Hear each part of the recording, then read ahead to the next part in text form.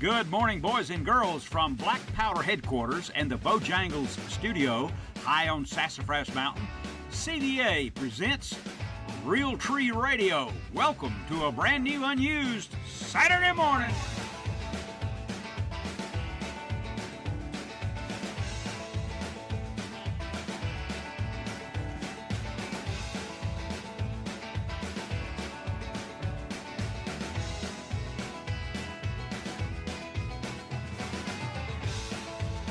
Good morning, boys and girls, from Black Powder headquarters and the Bojangles Chicken and Biscuit Studios in North Georgia. This is O'Neill Outside. Welcome to a brand new, unused Saturday morning. I feel good. Yes, it's a great weekend coming up, and I hope you make the outdoors part of it. I'm here to welcome you to WSB, to the SB Nation Radio Network, to live broadcast of O'Neill Outside on Facebook. Karen Green is in Peachtree City, Georgia, engineering there. Jason Byers is at WSB, engineering there. Woman Williams is here with me with radio prize package and words of wisdom, and we're talking outdoors for the next hour remaining. It's 7 after right now. It's my pleasure to invite you to watch O'Neill Outside Television, Fox Sports Southeast, the Pursuit Channel, Fox Sports throughout Florida, that's called Fox Sun, Fox Arizona, the Tough TV, and the Hunt Channel also on video on demand. And this week, Travis and I are fishing on the Gulf Coast for reds and trout out of Cajun Vista Lodge there in Barataria, Louisiana. And we'll be going back there, too, this coming October with a group, and maybe you can join us. On the SB Nation, you can listen to us in Las Vegas, in Pittsburgh, in Philadelphia, St. Louis, Columbus, Little Rock. Oh, my goodness, stations all over the place. Detroit, Orlando, and so on. So it's 5:08, and we still got enough time for us to talk about hunting and fishing and all those things that make the outdoors part of our lives. And I'm here to tell you, to encourage you, if you will. Today at Gilmer High School, just north of where we live in the Georgia mountains, O'Neill will be there for a little seminar, if you will, about fishing and hunting and outdoors. And we've got a lot of calls. There's Wade and Black and all calling this morning. I don't have time to get to you now. I will when we return. Our telephone numbers are 404-872-0750 or 800-972-8255 all over the world. We've given away lots of hats, and there's more headed your way. And this is O'Neill. We'll be back. From the Bojangles studio, we have a lot of calls coming in right now, so let's get to them if we can. First of all, Wade is calling from somewhere in Kentucky. Good morning, Wade. How are you, sir? Good morning, O'Neill. Bowling Green, Kentucky. Oh, yeah, Bowling Green. How about that? Western Kentucky University College Town. There you go. O'Neill, a couple of years ago, you went out with a DNR up in the Chattahoochee River with a shocking system, and they showed you a bunch of big old what they call them things? Walleye. Yeah. Well, I went over here to Barron River Lake, and they had a sign up down there at Spillway, had a slot limit, 18 to 26 inches. That made me think about you went up there with them. They wouldn't let you talk about it for a little while because you've seen so many big walleyes. Oh, yeah. Well, you know, it's walleye is easily, and I'll probably get you to testify to this too, it's probably the best tasting freshwater fish in the world. I caught two out of Lanier. Both times I was fishing for striper with bomber long A's. Uh-huh. And first one I caught, me and the guy I caught it with, cooked it the next morning we got home. It was delicious. Oh, yeah, it absolutely is.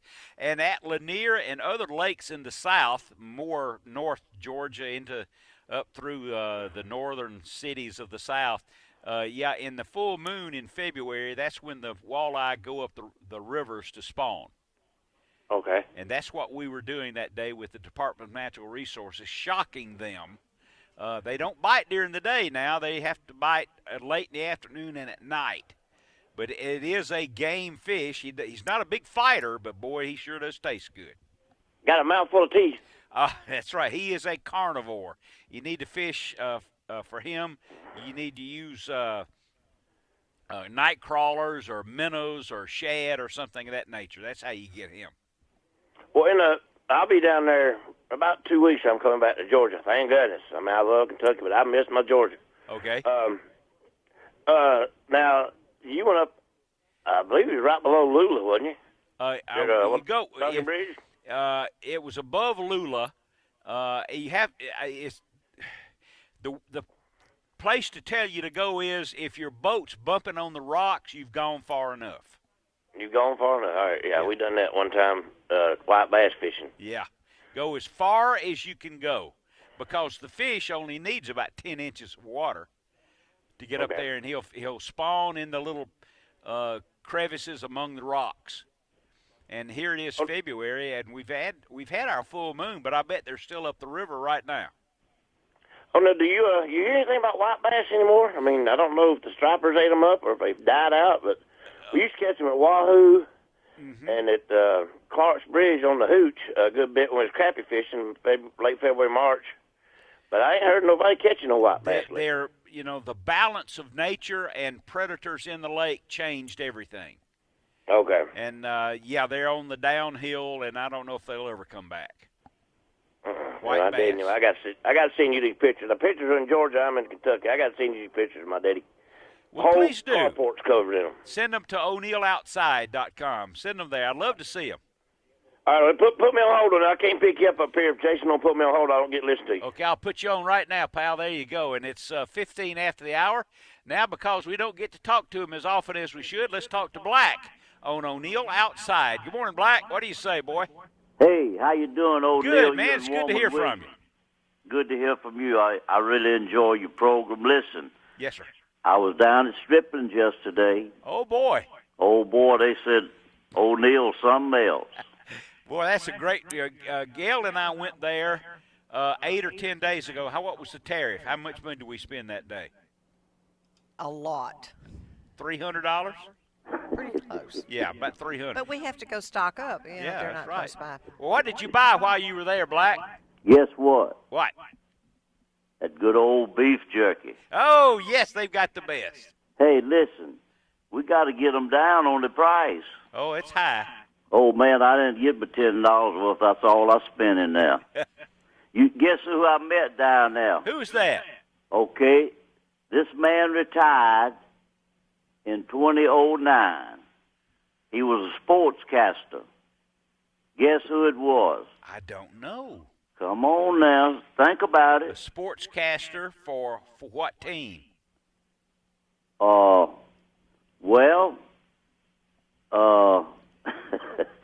I know he was WSB. I don't know who that might have been. Let me give you a little tip. Okay. KD. University of Georgia? Yeah. Black, I don't know. Well, I say University of Georgia. Kurt Dowdy. Oh, yeah. You remember old Kurt? Yeah, absolutely. He was in the line.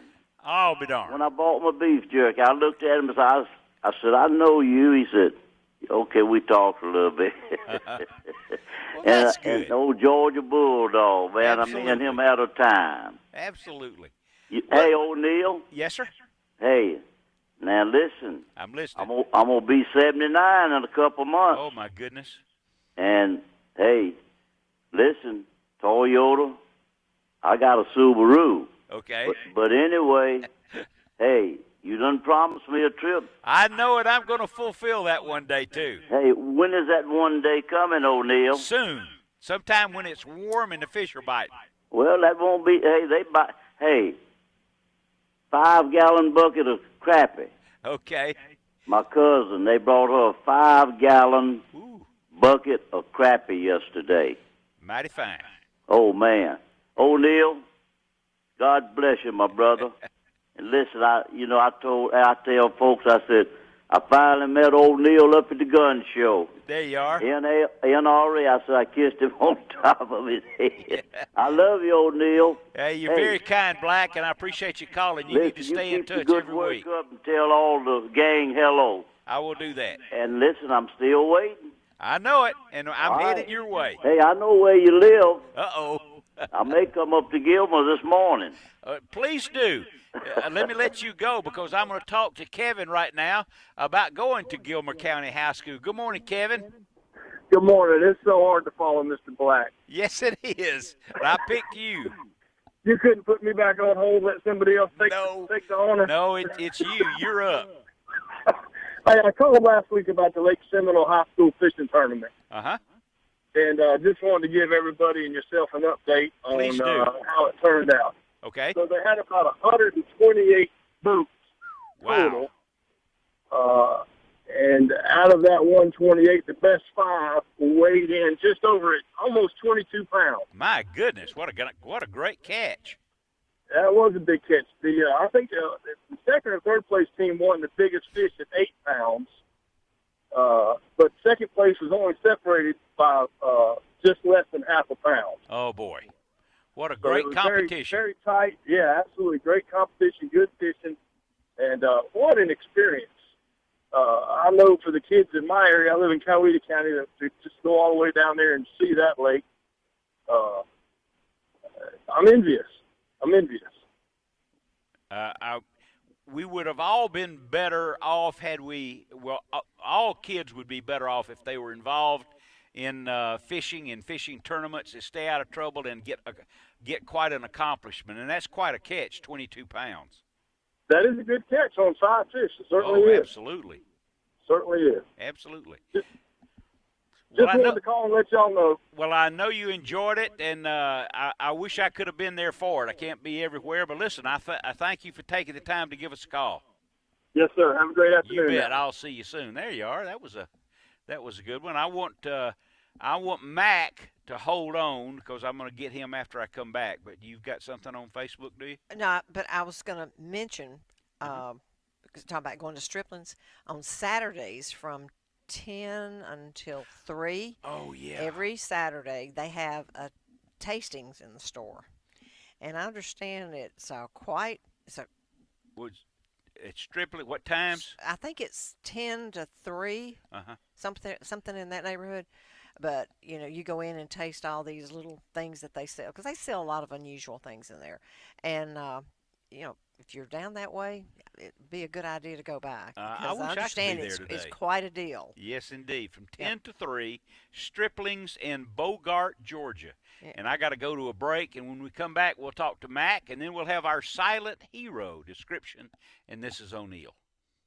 You're listening to and watching O'Neill Outside, Saturday mornings, WSB, the Sports Broadcast Radio Network, and, of course, Facebook Live televised. And before I forget, you can go to Horsetown stores, or 3 of those, and to Cherokee County Toyota. Just walk in and ask for an O'Neill Outside fishing hat signed, and they'll give you one until they run out. And here now, let's talk to Mac. He's on. I hadn't delayed you this morning, have I, Mac? Man, you're costing me fishing time. You're killing me. I know I am. Well, what's going on? Talk to me. Man, fishing's been good. I'll tell you what, this weather is unbelievable. If you look around, there's all kind of signs of an early spring, things that are happening now that would not happen, not just with fishing. Look at plants. We saw a huge migration of sandhill cranes a couple of weeks ago. Oh. I saw toad frogs this week. You never see a toad, and he should be underground. So, but the fish are reacting the same way. Fishing's been really good. Glad to hear it. Yeah, and next week, O'Neill, your previous caller, obviously had spent a lot of time on Lanier, and I'm sending him this message, and we'll talk about this next week. But the white bass population is being reestablished by DNR. We're not there yet. Okay. They've actually stocked the fish with the anticipation of recreating a spawning population and probably some type of supplemental continuing stocking to support that. Okay. There are some being caught.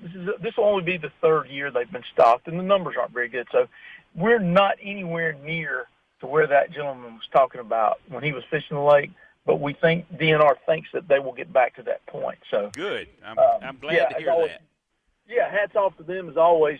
They do a great job. Nobody ever thanks those guys, the biologists, law enforcement, or anybody in DNR. So they really do a good job, and they kind of are behind the scenes. But we'll talk about that next week. For now, if you're going fishing, the only problem I see is because it got so warm, we got a lot of fish that went and got shallow. Oh, boy. Those are the fish that are paying attention to the weather. But then we got some fish that are looking at the calendar and saying, no, we're going to stay deep because we're supposed to be deep. and we got a few in between trying to make up their mind.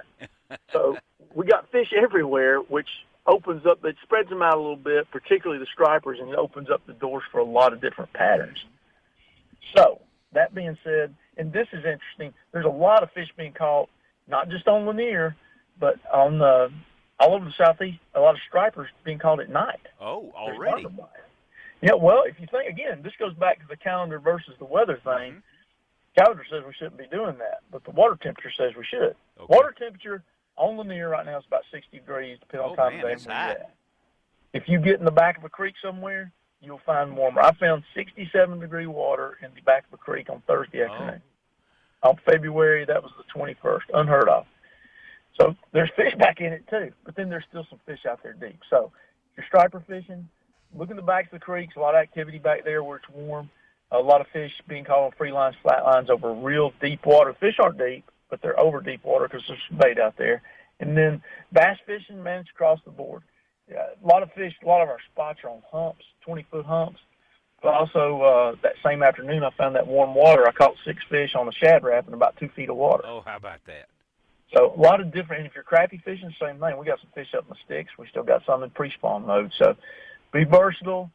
And just be aware that there are some fish, like I said, they're thinking April, man. Some of them are. So very interesting year. Well, and make the point before I go, and that is that we're not just talking about Lake Lanier. You're not. You're talking about lakes that have stripers and spotted bass and largemouth and white bass all over the South, the Carolinas, North Alabama, Tennessee, Kentucky, all of those places. Absolutely, and I get a lot of feedback from people that are using our product on other lakes. And as a matter of fact, you see them on Facebook, man. They're posting these pictures, and I'm getting similar reports. I talked to one of my buddies, Nate Key, up at Lake Hartwell. Normally he's catching crappie on deep docks and brush. He said they're up in the sticks. I just blew. It's kind of like we skipped March. It's like, okay, we're mid-February, and some of the fish went straight to mid-April. Oh, how about that? Yeah, the big thing's going to be when it cools off. We do have, it's not going to get cold. We're going back to what would be seasonally appropriate. It's going to be interesting to see how the fish react. Okay, well, how can everybody be in touch with you, Mac? You can call us at 770-271-0851, or you can go online at Captain Mac, CAPTMACKS, and we'll be back next week with another ram fishing report. But I'll detail that white bass thing a little bit more. I get asked about that all the time, and very with the time of the year, yeah, good time to talk about that. Very interesting. Thanks for calling, Mac. Have the best, buddy. You bet. I'll see you soon. And now let's wing ourselves into the Silent Hero Award, if you will, from Jason. I think he's got something to play for us. And maybe not. Okay. Not for Silent Hero. All right, Silent Hero. All right, well, let's go ahead and just jump in here. And our Silent Hero Award description this morning comes from Orange County, California. And the Silent Hero is always sponsored by Fire Aid. This is what you need to have in your camper, in your home, in the laundry room, in the shop, and in the truck. I've used it, and it put out fires for me. Okay, a pilot who was involved in a plane crash in July spoke out about the incident and credited an off-duty fire captain for saving his life. Frank Pisano, he's a 27-year flight veteran, and he had engine trouble, and he had to land on a freeway there in Orange County, California. And when he crashed, he hit a car, and the plane caught on fire, and he was trapped inside. However, Avalon Fire Department Captain John Meffert, he was driving on the highway. The plane hit his car. He jumped out, and he saw that the plane was on fire, and the passengers, Frank and his wife, were both trapped inside. He said, there's somebody alive in there. Yes. He jumped out of his vehicle, passed by or fought his way through the fire. He dragged the pilot and the passenger, the wife, away from the plane, and he began treating their injuries. And according to Frank, the pilot, that he had saved their life and his wife's life because she would have stayed in there. The Silent Hero Award this morning, or description, brought to you by Fire Aid. His name is John Meffert, and he's a firefighter captain in Orange County, California.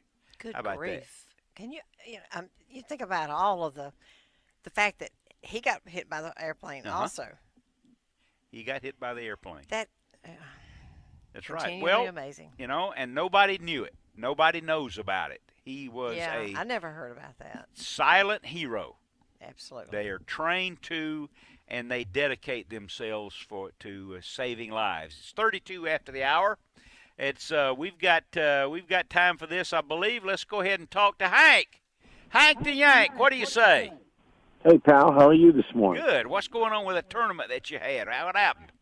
Well, it's going on this morning. It's this morning. Okay, I'm sorry. This morning. Yeah, they're meeting up at Tidwell. Okay. On the south end of the lake. There's going to be a total of 34 boats. It's the first ever Southern Striper Open. It's a catch and release tournament that's all on points by length of fish, and it's sponsored by Alpharetta Outfitters, and it's all proceeds go to Project Healing Waters, which is an organization that brings together fly fishermen and veterans that from previous experience that brings them into the world of fly fishing to help rehabilitate them. And it's been a very successful program. So I thought you and I this morning, that tournament starts at 6:45 sharp and it goes till noon. And I thought you and I could give the guys who are at the ramp, 34 boats, a little heads up of what they need to look for this morning. Go ahead. Let's try it. Okay. Well, we know that the water temperature is in the high 50s right now in most of the lake. And what I'm expecting to find in February, as you and I remember having fished like that years ago, is there's going to be two bites going on. There's going to be fish in the backs of the coves. Guys got to fish shallow. Got to be fishing intermediate lines with flies that are going to be, they're eating threadfin and small herring about 3 inches long. You got to go along into the backs of the coves where there's a creek coming in. That's going to be one of the giveaways. You want to be looking for birds, specifically terns and gulls that are flying around the coves. They don't have to be necessarily diving into the cove, but if they fly back in the cove and come out and fly back in, they're seeing bait, or they're seeing fish. And then if the giveaway will be possibly a heron sitting in the back of a cove, greater eating blue on the threadfins. A greater blue heron sitting in the back of the cove. Those are going to be your warmer pockets that are absolutely teeming with threadfin shad. And if you'll throw a slow-sinking intermediate line, you don't necessarily have to see the fish blowing up. You can blind cast, especially on secondary points and pockets back into those coves. That's what we're kind of looking for. I personally would stay south of Browns Bridge. There's not a ton of fish being caught north of Browns Bridge, but anywhere between the dam and up to Browns Bridge is the area you're going to be looking for fish this morning. And the last thing is we have some fish, as Mac had said, they're a little, they're all over the place. Some of them are thinking it's time to get ready for the spawn and go up north, so they're starting to stage out on the main lake. So I fully expect that between 7 a.m. and 8:30 a.m., there'll be a little bit of topwater going on as well with those fish tearing up thread fins on the surface. Well, that's an excellent report. And 34 boats. You had a great turnout for a great charity, huh? It's going to be absolutely fantastic. They're meeting at 1 o'clock. Is going to be they're going to be meeting over at Holiday Marine at the restaurant at Holiday. And they'll be awarding their prizes, and they're going to raise a good bit of money for just a wonderful charity. I appreciate the information, and good luck to everyone. I got to go right now, pal. I'm glad you called. Hank the Yank with a great report. Thanks, pal. There you go. There he goes. He got out of there before I got rid of him. So in about 6 seconds, we're going to go to a break. So Mark and the rest of you guys hold on. This is O'Neill. We'll be back. Welcome back, everyone. 40 after the hour, and telephone numbers are 404-872-075800, 972-8255. Today on O'Neill Outside Television, Travis and O'Neill are fishing the Gulf Coast for reds and trout. And now let's talk to Mark from Camden County. Good morning, Mark. Good morning, O'Neill. How are you doing? Lovely. What have you been up to, sir? Well, finally quit pouting about deer season being over with. I've gotten into the winter redfish and trout pattern, and And it's one of the best winters I've seen in years and years and years. Wife and I are averaging 80 to 120 redfish and trout a day. Oh, boy. Yeah. I mean, light tackle heaven, way up the creek, small boats, bumping along trolling motors, pitching swim baits and light lining live shrimp. And I mean, you've had some of them days where you get on a hole for an hour and a half, 2 hours at a time, get a strike every cast. Absolutely. It's been like that this winter. And you're angling, too. You're throwing artificials instead of shrimp. Finding what they want. You know, some days our fish eat swim baits better than they do live bait, believe it or not. I think you just get to present the bait to more people, more fish. Yeah, it seems like the colder the water is, the better the artificials work here, and the more it warms up, the better the bait works. I've never quite figured that out, but it's been like that all my life. What creek are you fishing down there on the Georgia coast? Vassar Creek, Postel Creek, going up Mosquito Creek, Bungalow Creek. We're talking Hampton River and St. Simon Sound drainages for the most part. Yep, boy, there's a lot of drainage that hits on the Georgia coast. That's why it's so fertile, huh? Yep. We got out to G Reef last Saturday offshore. It's about 22, 23 miles, and we caught the inshore stock and the offshore stock of big bull redfish. I mean, we had 25. Yeah, we had 25 to 30 fish from 20 to 40 pounds. Oh, and, my goodness, man, you got them zeroed in. Couple of American reds. We had some northern fluke, which looks like our flounders, you know, and we caught a nice box load of big black sea bass. I mean, the rods have been all day. Well, and we got on one drop where we dropped jigs tipped with fresh fillets of grunt. We stop and catch grunts and flay them out and use them for cut bait. Tip them onto a bucktail jig and drop it down and just kind of bounce it a couple of times, and three of us on the boat, and it'd take seconds. All three of us would be hooked up on big bull red. That's great. Well, you got them figured out, pal, and that's good. I know everybody will enjoy the harvest. You get down here another Saturday, you ain't got nothing to do, call me and we'll go fishing. Mighty fine. I'll do that too. Yes, sir. Thank you, Mark. Have a great one, pal. Day. I always enjoy his calls. That's right. I always enjoy Mark. He always has some positive stories and what to do and when to do it there and everything in this, whether it's for whitetails or the thunder chicken turkey season or great redfish and trout. Mark is quite the outdoorsman. And so there you are. Yes, ma'am. I have an announcement. Okay. Someone won a prize package in January. All right. It has been returned to us. Oh. It says it's the incorrect address, and the phone number is not a working phone number. So if you won a prize package in January and you didn't get it yet, why don't you give us a call to Jason and tell him your name and give us your phone number, and we'll, because we know who it is, and so don't think you can call and give us a wrong. No, nobody would ever do that, would they? No, of course not. So call and tell us if you didn't get it, and if this is the person, we'll see to it that you get it. All right, or you can, if need be, if you find out about it, you can email us at that would be a good Outside. idea too. Yeah. Yeah, info. I think it's called info at O'Neill Outside. You go to the website. Send us if a you go to O'Neill Outside, there's an awful lot of cool stuff to win and be awarded, and watch the television shows, and you can watch them on YouTube. And if you do go to YouTube to O'Neill Outside, be sure and subscribe. It doesn't cost anything. It just adds to the totals and makes us look good. Yes, okay, ma'am. and Deborah's been listening to us ever since we went on the air this morning, and she's got a question. Okay. So you need to answer her. We give appreciate it a try. You.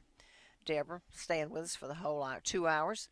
Any good guides you can suggest for Lake Allatoona? What is that guide's name? I haven't been there to see him in quite a while, but he's a full-time guide on Allatoona. Maybe he's probably going out there today. I'm sorry, I'm drawing a blank. I'm growing. I'm growing one too. Yeah. Well, maybe he'll give us a call. But there is several guides at Allatoona. I can't recall their names right now, but there's one that I've fished with, and he's been in correspondence with us over the years. Maybe he'll give us a call, and we can tell Deborah. How about that? Sounds good to me. Okay. 404-872-0750-800. 972-8255. It's 5:45 on a Saturday morning. And again, hats at Horsetown and Cherokee County Toyota. Just walk in. Just get one now. Walk in and say, I want a hat. And there'll be a O'Neill outside signed fishing cap. Yes, ma'am. Henry says First Bite Guide Service for Allatoona. First Bite Guide Service at Allatoona. Yeah, there you go. And it's probably, you can locate them on the internet, probably. Yep. First Thank Bite. you, Henry. What else? Was that a middle of a sentence? I was thanking Henry. Oh, yeah, okay. Thank you, Henry. Thank you, Henry. Okay, yeah. Well, with the headphone on that side, sometimes I can't hear you all that well. I can't hear you all that well with hearing aids, so. That's true. Yeah, so. That's true. I think you enjoy it, actually. You think so? I think I know so. You think I claim I don't hear you when I really do? No, you claim that you don't hear the tone of my voice. That was the doctor who told me that. You paid can't hear a woman's voice. You paid her to say that. Oh, Lord. 47 after the hour. That's not true, but I wish I had thought of it. It is true. You did pay her. I did pay her, but not just for that. Think about this for a second. There's a fly fishing tournament on Lake Lanier right now. A fly fishing tournament. I know that when I first went fishing with Henry the first time, his was the only boat on the lake that had a fly rod in it. And I think I'm positive I caught the largest striper I ever caught on a fly with Henry that day. I think he weighed 12 pounds, which is a pretty good sized striper. And again, the back of a cove with a creek in it, and it was classic. The birds were diving. There was a blue heron on the bank, and we were fishing with flies in shallow water, and I caught a 12-pounder. So, and it wasn't my ingenuity that did it. I can tell you it was indeed Henry's ingenuity and experience that did it. So there you are. We're in transition right now, and that's okay. Things change. These Thunder Chicken wild turkey, eastern wild turkeys will be headed. We'll start their movement and breeding season pretty soon, and that to me is the most exciting hunts that you can have. Travis right now is in Texas, and he's fortunate enough to be hunting what's the different species. It's called the Rio Grande, which to my mind is the prettiest of all the wild turkeys, but he's dumb as a post. And with their guide service with Travis there in Texas, he tells me that they will harvest 300 wild turkeys there in North Texas this year. Travis will. 300. Every time That's I've amazing. ever tried it in Texas, I kill 2 a day. Really? Yeah. Are they not as wary as the ones in Georgia? Oh, no. I mean, the you were Rio serious when walks you in said... and says, shoot me, please. Oh. Here I am, well, that's shoot no me. fun. Well, they still gobble and all that. Do they do all that mating ritual and all that stuff? Oh, yeah, absolutely. But the eastern wild turkey and the Osceola, too, down in South Florida, they're prone to hurt your feelings. They make your lips pooch out, hurt your feelings.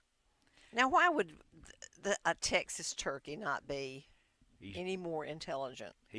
Any less intelligent? He's a different guy. He is it's a not, turkey. For him to survive, he doesn't have to be as wary, I guess. And over time, the Florida turkey, the Osceola, and especially the eastern, he has to be more wary to live and survive. And so he's a different guy. The eastern. I just find that yeah. I mean, the deer aren't any less intelligent in one state than they are in another, are they? No, but they're still different ones. But no, I don't think so. They're still just as wary one place as they are the other. But the turkeys same different. senses. What about the ones in Florida? What about them? The deer? Turkeys. Are they any less? That's the Osceola, and he's that way too. But right now, he's which way too? He's wary also, Okay. but not like the other one. Okay. Right now, at 51 after the hour, it's time for honor, courage, and strength of character. These qualities are embodied by the recipients of the Medal of Honor. Now let's recognize this week's Medal of Honor recipient on O'Neill Outside. James Stone, First Lieutenant, U.S. Army, Korea, 1951. First Lieutenant Stone distinguished himself by conspicuous gallantry and courage above and beyond the call of duty in action against the enemy.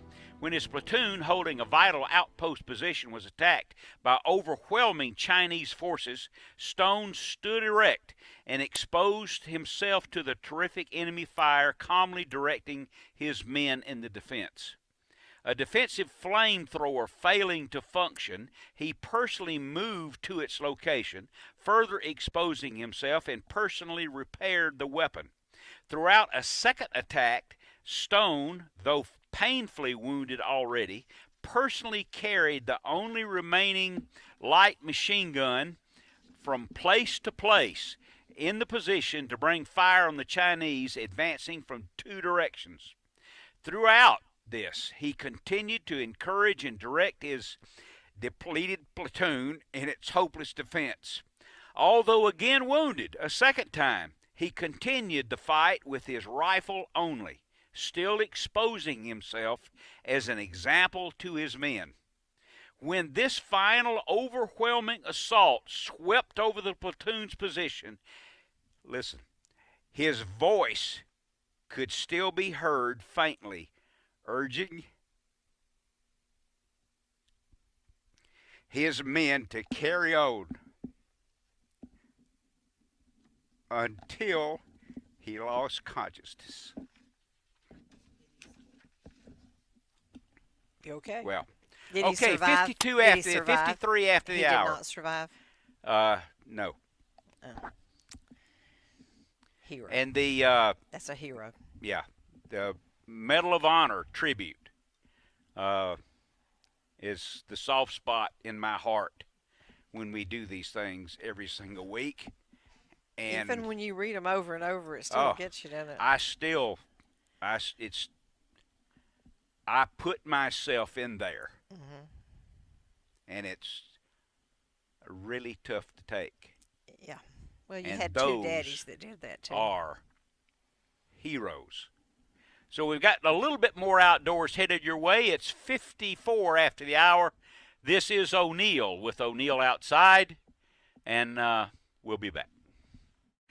For all of you who took the time to call this morning and to listen to the program, we do appreciate that. It's 57 after the hour, and there's another O'Neill Outside program has come to its conclusion.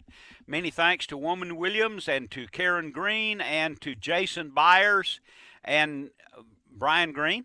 Yeah, he runs the cameras. We have 4 cameras here. But if you joined us this morning or you listened and enjoyed the program, I do appreciate it. Now, you can do me a favor by going to o'neilloutside.com. Watch the shows that are there. Go to YouTube and watch O'Neill Outside and be sure and subscribe. And if you're on the way today to the youth gathering of bass fishermen and fishing tournament veterans high school guys at Gilmer County this morning, I'll look forward to speaking with you at that time, and we'll have a hat to give away and a few instructions and encouragement for this business, if you will. And then, too, you can go to the 3 Horsetown stores in Loganville, Locust Grove, and Snellville, and Marietta, and to Cherokee County Toyota. There should be a supply of hats there, signed O'Neill Outside fishing caps. And when you do that, then you can just walk in and ask for one. Don't do it more than once, let them spread around. So if you joined us today on Facebook also, we do appreciate that. And you can watch the show on Facebook. It becomes, in another hour or so, it will become part of the podcast, I guess, of that nature. And we think we have located the prize package winner. Oh, so okay. We located the prize. That, yes. And you located him, but he didn't call or anything, has he? No, I guess not. No. No, we found out. Just found out who it was. Okay, well, we'll be getting the prize package to you. So we hope you enjoyed the program. We do enjoy getting up and talking outdoors. And keep this in mind, wherever you go, whatever you do, this is very important. If you're too busy to go fishing and hunting and take a kid along, let me tell you something. Your schedule is too full. You don't have to kill anything. You don't have to catch a fish. Just take a walk in the woods and let the woods and the forest wake up around you. You'll enjoy it. Just keep your mouth shut and listen. And this is O'Neill, and we'll see you next week, I promise. But only if you stay there and watch.